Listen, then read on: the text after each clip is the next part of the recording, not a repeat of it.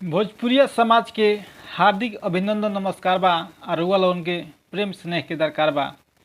हम एगो तिलक के गीत सुनावतानी भोजपुरी में। अगर अच्छा लागे तो लाइक शेयर आ चैनल के सब्सक्राइब जरूर करम लोगन। यार तिलक लेके आइल बलैकी के भाई चढ़ाई कारे।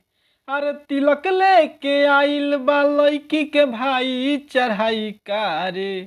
तय कर फूटल बा कढ़ाई चढ़ाई कारे।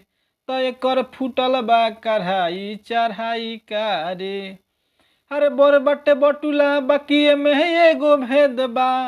पलट के देखला पोरे में एगो छेद बा। बर बटे बटुला बाकी में एगो भेद बा। पलट के देखला पोरे में एगो छेद बा। लगत कि अंगना के नमः सवाई चढ़ाई कारे। लगत कि अंगना के नमः सवाई चढ़ाई कारे।